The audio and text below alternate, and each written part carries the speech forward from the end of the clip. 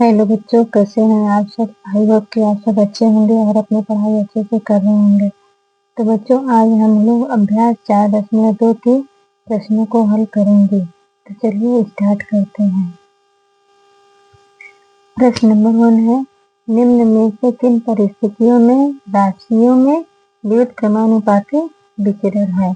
पहले समझ लेते हैं अनुक्रमानुपाती विचरण और व्युत्क्रमानुपाती विचरण क्या होता है। अनुक्रमानुपाती विचरण में जब दो राशियां दी होती हैं और दोनों राशियों में समान बढ़ोतरी होती है, जैसे एक पेंसिल का मूल्य 5 रुपया है और 2 पेंसिल का मूल्य 10 रुपया है। तो जैसे जैसे हम पेंसिल में बढ़ोतरी कर रहे हैं वैसे वैसे उसके दामों में भी क्या हो रहा है, बढ़ोतरी हो रही है। अगर दो राशियां दी हुई हैं उसमें से एक राशि क्या हो रही है, बढ़ रही है और दूसरी घटती है, तो वो क्या होता है, व्युत्क्रमानुपाती विचरण होता है। दिया है एक्स पेंसिलें कितने रुपए में आती है, 15 रुपए में आती है। तो वाई पेंसिलों की कीमत, ठीक है। तो सबसे पहले हम ये जान लेते हैं कि अगर आप पेंसिलें ज्यादा खरीदेंगे तो उसकी कीमत में क्या होगी, बढ़ोतरी होगी, यानी उसकी कीमत भी ज्यादा चुकानी होगी। तो ये कैसा है, यह अनुक्रमानुपाती विचरण है। तो इनका आंसर हो जाएगा, यह अनुक्रमानुपाती विचरण है। क्रमानुपाती विचरण है। क्वेश्चन नंबर 2 पूछ रहा है, एक दीवार को बनाने में लगे मजदूरों की संख्या x है तथा मजदूरों द्वारा दीवार बनाने में लगा समय y है। तो अगर दीवार बनाने के लिए मजदूरों की संख्या x बढ़ा दी जाएगी तो काम जल्दी खत्म हो जाएगा, यानी समय क्या होगा, कम लगेगा। तो यह कैसा विचरण है, यह व्युत्क्रमानुपाती विचरण है, क्योंकि इसमें एक राशि बढ़ रही है और दूसरी क्या हो रही है, घट रही है। तो इसका आंसर हो जाएगा, यह व्युत्क्रमानुपाती विचरण है। व्युत्क्रमानुपाती विचरण है। क्वेश्चन नंबर 3 है, यानी सी है, कार द्वारा दूरी x तय करने में लगा पेट्रोल, यानी कार जितनी अधिक दूरी यानी x तय करेगी, पेट्रोल y उतना ही अधिक खर्च होगा। तो यह कैसा है, क्योंकि दोनों राशियां समान बढ़ रही हैं, तो यह है अनुक्रमानुपाती विचरण। यह है अनुक्रमानुपाती विचरण है।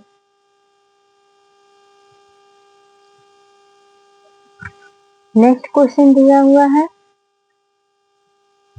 ए और बी दो राशियां हैं जो एक दूसरे के सापेक्ष अनुक्रमानुपाती विचरण में इस प्रकार है कि यदि a बराबर 10 और b बराबर 15, a बराबर कितना है 10 और b बराबर 15 हो, तो बताइए कि निम्न युग्मों में से कौन से युग्म a और b के इस अनुक्रमानुपाती विचरण को नहीं दर्शाते हैं। तो सबसे पहले इसको, ये कैसा है, क्योंकि a और b अनुक्रमानुपाती हैं। कैसे हैं, a और b अनुक्रमानुपाती हैं, इसीलिए इनका अनुपात क्या होगा, स्थिर होना चाहिए। तो लिखेंगे a बटे b बराबर k, इसका ये अनुपात क्या है, स्थिर है। अब दी गई स्थिति के अनुसार इसका क्या निकालेंगे, अनुपात निकालेंगे। तो अनुपात के बराबर a बटे b, a का कितना दिया हुआ है 10 और b का 15, तो ये हो जाएगा 2/3। अब क्या करेंगे, अब सभी विकल्पों की जांच करेंगे कि किसका अनुपात 2/3 नहीं है। तो आपका विकल्प यानी ए दिया हुआ है 2 एंड 3, तो इसका क्या करेंगे, सबसे पहले इसको अनुपात में लिखेंगे। तो अनुपात में हो जाएगा 2/3, यानी ये दोनों सेम है, तो ये कैसा है, यह सही है, यानी यह अनुक्रमानुपाती विचरण को दर्शाता है, या आप शॉर्ट में लिख सकते हो सही है। अब दूसरा आपका दिया हुआ है 8 और 15, तो इसका भी सबसे पहले क्या करेंगे, अनुपात निकालेंगे। अनुपात यानी 8/15, 8/15 कैसा है, ये 2/3 के बराबर नहीं है, यानी यह अनुक्रमानुपाती विचरण को नहीं दर्शाता है। ये कैसा है, यह नहीं दर्शाता है, शॉर्ट में लिख लेते हैं, यह नहीं दर्शाता है। क्या नहीं दर्शाता है, अनुक्रमानुपाती विचरण को नहीं दर्शाता। नेक्स्ट दिया है 20 और 25, तो इसका भी क्या करेंगे, सबसे पहले इसको अनुपात में लिखेंगे। अनुपात में हो जाएगा 20/25, यानी 20/25 ये 2/3 को नहीं दर्शाता है, यानी यह अनुक्रमानुपाती विचरण को नहीं दर्शाता है, यह नहीं दर्शाता है। ठीक है, अब इसको भी कर लेते हैं 35 और 45.5, इसको सबसे पहले अनुपात में लिखेंगे। तो अनुपात में हो जाएगा 35/45.5, ये भी क्या है, 2/3 के बराबर नहीं है, यानी यह भी कैसा है, यह भी नहीं दर्शाता है। क्या नहीं दर्शाता है, अनुक्रमानुपाती विचरण को। ठीक है, तो इसका आंसर हो जाएगा कि विकल्प ए ही सही अनुपात है।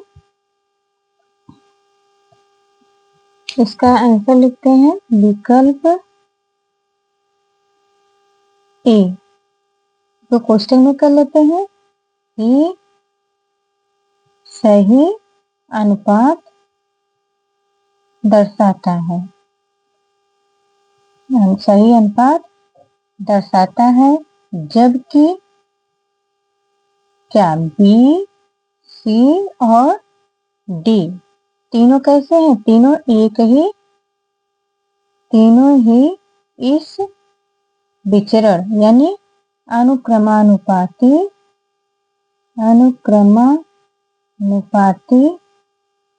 विचरण को नहीं दर्शाते हैं, नहीं दर्शाते हैं।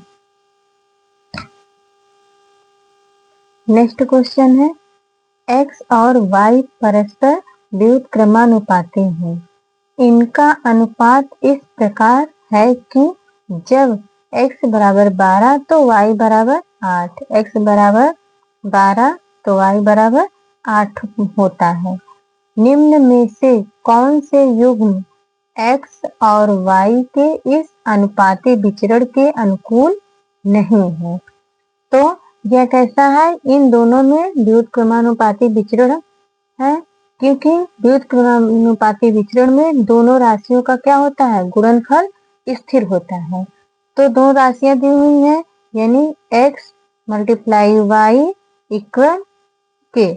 अब प्रश्न की स्थिति के अनुसार k बराबर, यानी x की जगह पे क्या दिया हुआ है, x × y, यानी x की जगह पे क्या दिया हुआ है 12 और y की जगह पे 8, तो 12/96। अब क्या करेंगे, सभी विकल्पों के गुणनफल की जांच करते हैं। यहाँ लिख लेते हैं, अब सभी विकल्पों के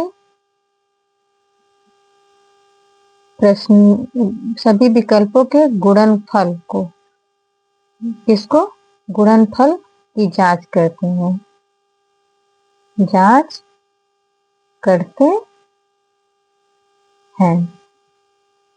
ठीक है, तो सबसे पहला क्या दिया हुआ है 12 और 15, तो इसका गुणनफल क्या हो जाएगा 12 गुणे 15, तो क्या हो जाएगा 180। 180 क्या है 96 के बराबर है, नहीं है। अब दूसरा दिया हुआ है 15 गुणे 10, यानी 15 दहा में 150, ये भी कैसा है बराबर नहीं है। ये 18 गुणे 12, इसका भी हो जाएगा 216, ये भी कैसा है 96 है, इसके बराबर नहीं है। 3 गुणे 20 बराबर 600। ठीक, अब इसका आंसर देखते हैं क्या होता है। यदि प्रश्न व्युत्क्रमानुपाती के बजाय कैसा होता अनुक्रमानुपाती होता है, ठीक है, तो बी सी डी अनुकूल होते और ए अनुकूल नहीं होता। यानी इसको लिखेंगे यदि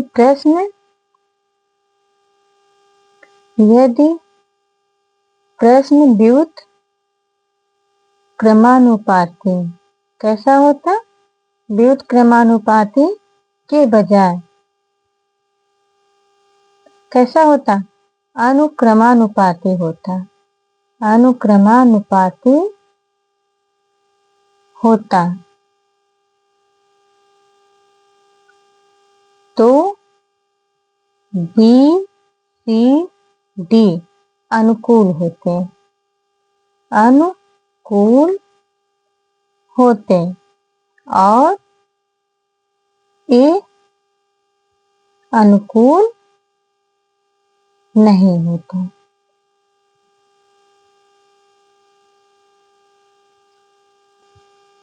नेक्स्ट प्रश्न है, एक टैंक को 20 पाइप लगाकर 12 घंटे में खाली किया जा सकता है।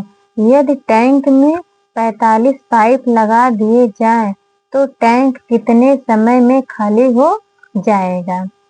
तो यह प्रश्न आपका कैसा है व्युत्क्रमानुपाती है, क्योंकि पाइपों की संख्या बढ़ने से समय कम लग रहा है।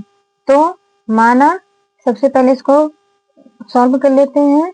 माना समय x, माना समय x, यानी ये पूछा है ना टैंक कितने समय में खाली हो जाएगा, तो क्या है हमने समय को क्या मान लिया है x।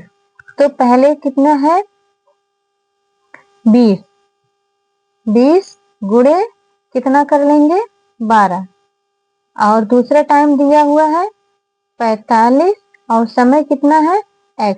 जब x को पक्षांतर करेंगे तो इधर गुणा है तो इधर भाग में हो जाएगा 20 गुणे 12 बटे 42, तो ये आपका x बराबर 12 दूनी 24, 42, टोटल हो जाएगा 16 बटे 3।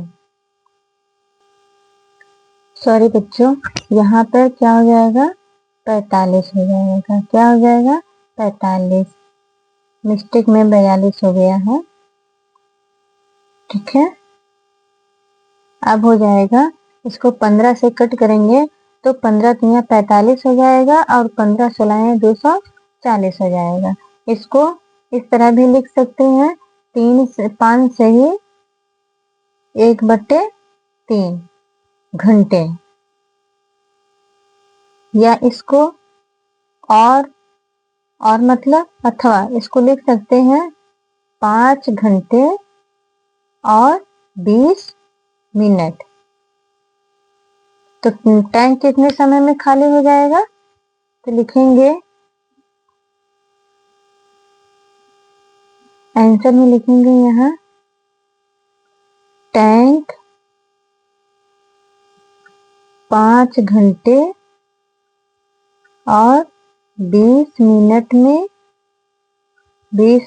में खाली हो जाएगा, हो जाएगा। नेक्स्ट प्रश्न है 2400 व्यक्ति मिलकर किसी इमारत को 40 दिनों में पूरा बना देते हैं। यदि कार्य 24 दिनों में ही पूरा करना हो तो कितने व्यक्ति काम पर लगाने होंगे। यानी 2400 व्यक्ति हैं जो मिल करके एक इमारत को कितने दिनों में बना रहे हैं? 40 दिन में बना रहे हैं। तो पूछा जा रहा है कि कितने और आदमी लगेंगे जो इमारत को 24 दिन में ही बना करके पूरा कर देंगे। तो सबसे पहले माना व्यक्ति कितने हैं? एक्स। माना व्यक्ति कितने काम पर लगाने पड़ेंगे? एक्स। तो सूत्र लिखेंगे। सूत्र क्या होता है? M1 multiply D1 equal M2 multiply D2। M1 का मतलब M का मतलब क्या होता है? मैन, और D मतलब डे। ठीक है, तो M1 यानी 2400 व्यक्ति कितने हो जाएंगे? 2400। कितने दिन में? तो 40 दिन में। अब M2 नहीं दिया है, M2 की जगह पे हम लोग क्या माने हैं? X मल्टीप्लाई कितने दिन? 24। तो क्या हो जाएगा? इसको पक्षांतर कर लेंगे। X इक्वल हो जाएगा 2400 गुणे 40 बटे 24। इसको 24 से कट कर देंगे। 24 से करना 24, 2400 में काटेंगे तो उसको 100 से डिवाइड हो जाएगा। अब x बराबर 100 गुणे 40, तो x बराबर आपका हो जाएगा 4000 व्यक्ति। ठीक है, तो इसका आंसर हो जाएगा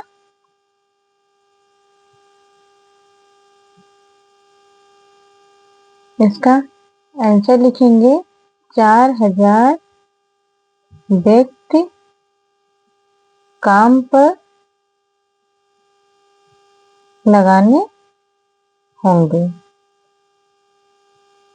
अगर 4000 व्यक्ति रहेंगे तो उस इमारत को कितने दिन में पूरा कर देंगे? नेक्स्ट प्रश्न है, भंडार में रखा अनाज 600 व्यक्तियों के लिए 9 हफ्तों के लिए पर्याप्त है। यही अनाज 150 व्यक्तियों के लिए कितने दिनों के लिए पर्याप्त होगा? तो यानी सबसे पहले हफ्ता दिया है तो हम हफ्तों को क्या करेंगे? दिनों में बदल लेंगे। तो यानी हफ्ते को दिनों में बदल लेते हैं तो हो जाएगा क्या? 9 हफ्ते। 9 हफ्ते 9 हफ्ते बराबर 9 गुणे 7 यानी 9 सत्ते 63 दिन। ठीक है, अब वही फार्मूला लिखेंगे। सूत्र है M1 multiply D1 equal M2 multiply D2। यानी ये आदमियों की संख्या और ये दिनों की संख्या। ठीक है, तो पहले व्यक्ति कितने हैं? 600 और कितने दिन है? 63। अब M2 क्या हो जाएगा? M2 आपका दिया हुआ है 150 और D2 यानी दिनों की संख्या पूछा है, दिनों की संख्या में हम क्या लिख देंगे? X लिख देंगे। ठीक है, यहाँ पे सबसे पहले लिख लेते हैं, माना दिनों की संख्या x है। ठीक है, अब इसको पक्षांतर कर लेंगे। x इक्वल 600 गुणे 63 बटे 150। अब इसको कट कर लेंगे तो 15 चौके 60, ये 0 0 से कट जाएगा तो ये 4 बार हो जाएगा, ये 1 बार हो जाएगा। आपका हो जाएगा x बराबर 4 गुणे 63 यानी 252 दिन। ठीक है, तो इसका आंसर लिखेंगे, यह अनाज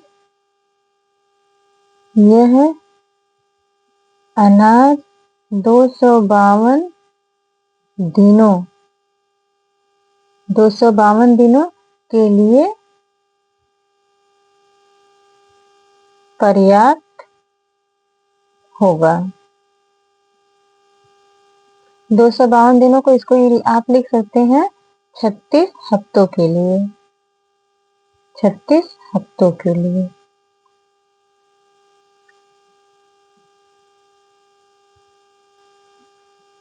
नेक्स्ट प्रश्न है, सालू 15 किलोमीटर प्रति घंटा की रफ्तार से साइकिल चलाकर 20 मिनट में स्कूल पहुंचती है।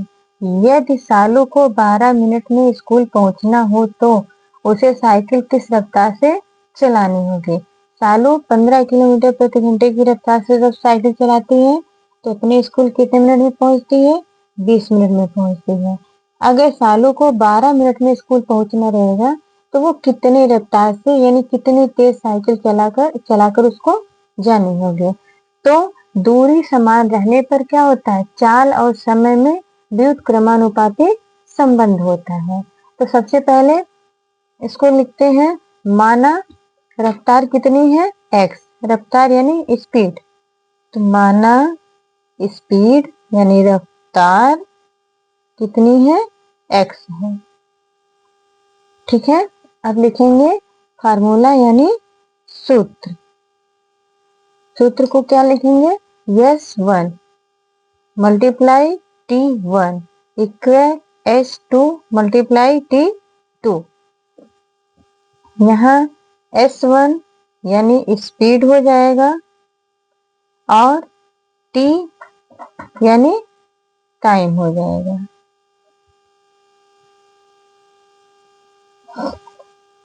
तो S1 कितना है, स्पीड यानी कितना है, 15 किलोमीटर प्रति घंटा और टाइम कितना है, 20। यहाँ S2 नहीं दिया हुआ है, S2 की जगह पे x हमने माना है और कितना टाइम है, 12। अब इसको पक्षांतर कर लेंगे, x इक्वल 15 मल्टीप्लाई 20 अपन में 12। अब x इक्वल 300 बटे 12। तो ये आपका हो जाएगा कितना, इसको कट करेंगे तो 25, ठीक है, किलोमीटर प्रति घंटा। तो इसका आंसर हो जाएगा, उसे साइकिल कितनी रफ्तार से चलानी होगी, उसे साइकिल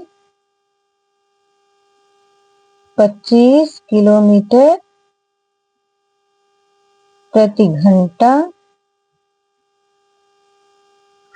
की रफ्तार से चलानी होगी। नेक्स्ट है, एक ठेकेदार 560 व्यक्तियों को काम पर लगा कर एक स्टेडियम 9 महीने में बनाता है। उसे स्टेडियम 7 महीने में पूरा करने के निर्देश मिलने पर कितने आदमी बढ़ाने होंगे। ठीक है, यानी 560 व्यक्ति मिल करके एक स्टेडियम को कितने दिन में बनाते हैं, 9 महीने में बनाते हैं। तो कह रहा है कि अगर 7 महीने में स्टेडियम को बनाना रहेगा तो उसे कितने व्यक्तियों को और बढ़ाना होगा। तो लिखेंगे, सबसे पहले लिखेंगे कुल व्यक्ति, माना कुल व्यक्ति कितने हैं, कितने बढ़ाने पड़ेंगे, एक से बढ़ाने पड़ेंगे। ठीक है, तो सबसे पहले फार्मूला लिखते हैं यानी सूत्र में लिखेंगे M1 मल्टीप्लाई महीना है यानी मंथ को हम टाइम ही लिख सकते हैं। ठीक है, M1 और M2 मल्टीप्लाई T2। यहाँ क्या हो जाएगा, M मतलब व्यक्ति या मैन और T मतलब समय या महीना। ठीक है, तो M1 दिया है आपका 560 और टाइम कितना दिया है, 9 महीने। और M2 आपसे पूछा है तो M2 मतलब X और टाइम 2 कितना है, 60। अब पक्षांतर कर देंगे, X बराबर 560 गुणे 9 बटे 60। तो इसको क्या करेंगे, सबसे पहले कट कर देते हैं। तो 7 बटे 56 तो हो जाएगा 80 गुणे 9 बराबर 72, यानी 720। 720 क्या हो जाएगा, व्यक्ति हो जाएगा। और इसमें कह रहा है कि अतिरिक्त व्यक्ति कितने हो जाएंगे, तो यहाँ लिखेंगे अतिरिक्त व्यक्ति।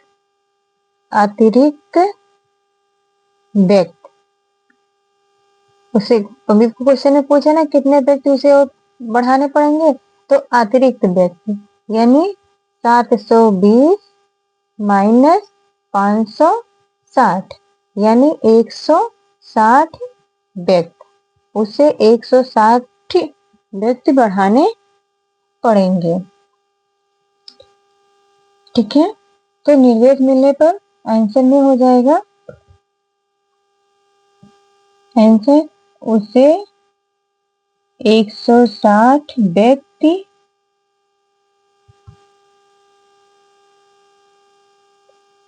और बढ़ाने होंगे, और बढ़ाने होंगे। नेक्स्ट प्रश्न है, एक मैदान की घास 60 गायें कितने दिनों में चर जाती हैं, 15 दिनों में पूरी तरह से चर जाते हैं। तो कह रहा है इस मैदान की घास को 75 गायें कितने दिन में चर लेगी। तो माना दिनों की संख्या कितनी है, x है। माना दिनों की संख्या x है। ठीक है, तो सबसे पहले इसको इसको लिखेंगे 60 गुणे 15 बराबर 75 गुणे x। अब इसको पक्षांतर कर लेंगे, x बराबर 60 गुणे 15 बटे 75। अब इसको 15 छक्के 90, 900 बटे 75। अब 75 से इसको डिवाइड करेंगे तो ये 12 बार में कट जाएगा, यानी उसको कितने दिनों की जरूरत लगेगी। आंसर लिखेंगे 75 गायें 12 दिनों में चर लेगी। नेक्स्ट क्वेश्चन है, एक दुकानदार 58 रुपए प्रति बल्ले की दर से 39 बल्ले खरीदने निकलता है। यदि बल्ले की कीमत 20 रुपए प्रति बल्ला अधिक हो तो वह अपनी उसी राशि से कितने बल्ले खरीद सकेगा। यानी वो 58 रुपए की दर से 39 बल्ला खरीदने के लिए निकला था, लेकिन वहां जाने के बाद पता चला कि बल्ले की कीमत है, जो उसका मूल्य है वो 20 रुपया प्रति बल्ला हो गया है, यानी एक बल्ले की कीमत 20 रुपए हो गई है। तो कह रहा है कि उत्तर यानी 39 रुपए में ही वह कितने बल्ले को खरीद लेगा। तो सबसे पहले माना बल्लों की संख्या, माना बल्ले की संख्या कितनी है, x है। माना बल्ले की संख्या x है, तो 58 यानी 58 गुणे 39 बराबर 78 गुणे x। अब पक्षांतर कर लेंगे, x बराबर 58 गुणे 39 बटे 78। अब इसको कट कर देंगे, 39 से 39, 39 दूनी 78। तो x बराबर लिखेंगे तो हो जाएगा x बराबर 58 बटे 2। तो x बराबर इसको कट करेंगे तो कितना आ जाएगा, 29 आ जाएगा, यानी 2 दूने 4, 2 9 18। तो इसका आंसर लिखेंगे, इसका आंसर हो जाएगा उसी राशि से कितने बल्ले खरीदेगा, 29 बल्ले खरीद सकेगा।